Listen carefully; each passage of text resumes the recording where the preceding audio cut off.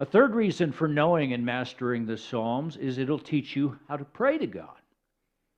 Just as many a Christian struggles to know exactly how to worship, an equal number or more will admit that their prayer life is not what it should be. If I were to ask for a show of hands right now, how many of you wish that you could pray in a more fruitful way?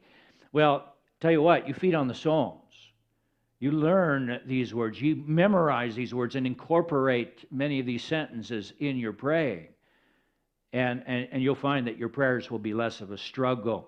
As you study the way in which King David approaches God in prayer, and we can count at least 73 of the Psalms that David wrote, probably some more, you'll be startled by his honesty with God, how he comes before God and says, "Where are you, God? Wake up! Hello!" With God, David holds nothing back. He lets it all hang out.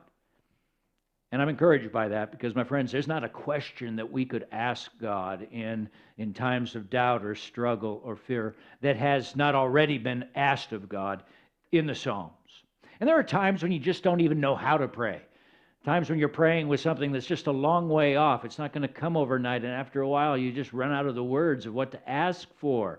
You know, like when you're going through a pandemic or something like that, or you're praying for someone to be saved. Some people pray years and years and years to see that happen. Or when you're praying to find love or for healing of a chronic condition. I have psoriasis. I've been talking to God about this skin affliction most of my life.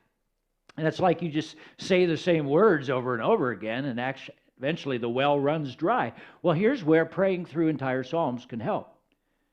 Back in 2016, Janice and I, as many of you know, we sold our house in Connecticut, stepped down from our jobs, moved to Los Angeles, and all I knew in moving out there is that I was to write.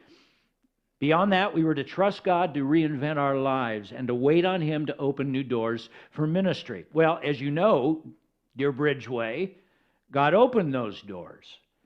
But that was in month 40.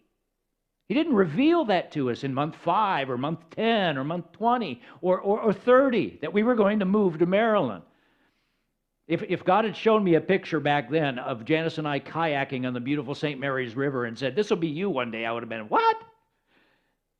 And so for months and months, as I was writing and waiting on God's timing, I didn't know what to ask for. And so I found myself in my daily prayer walks just memorizing and praying aloud many of the Psalms. Psalm 16 I committed to heart. "Preserve me, O God, for in you I take refuge." And Psalm 42 and 43, "As a deer pants for flowing streams, so pants my soul for you, O God." Psalm 71 became my personal "I love you" to God and from God to get me through that uncertainty. "You who made me see so many troubles and calamities will revive me again. From the depths of the earth, you will bring me up again." In Psalm 121, we lived right at the foot of the San Gabriel Mountains, right in the foothills there, and I would pray Psalm 121 many times, just looking up at those foothills.